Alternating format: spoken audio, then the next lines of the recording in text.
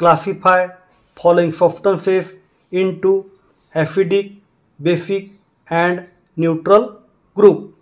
मित्रांनो, या ठिकाणी काही घटक दिलेले आहेत, त्यांचे ॲसिडिक, बेसिक आणि न्यूट्रल यामध्ये वर्गीकरण करायचे आहे.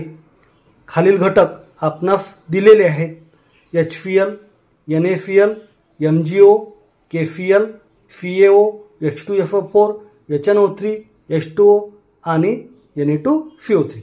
चला या प्रश्नाचे उत्तर पाहूया.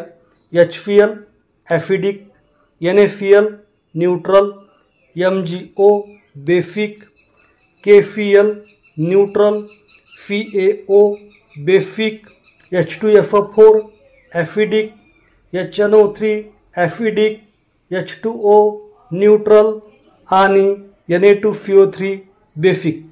मित्रांनो, जर तुम्हाला आमचा व्हिडिओ आवडला असेल तर कृपया आपल्या चॅनलला सबस्क्राईब करा आणि तुमच्या अधिकाधिक मित्रांना शेअर करा.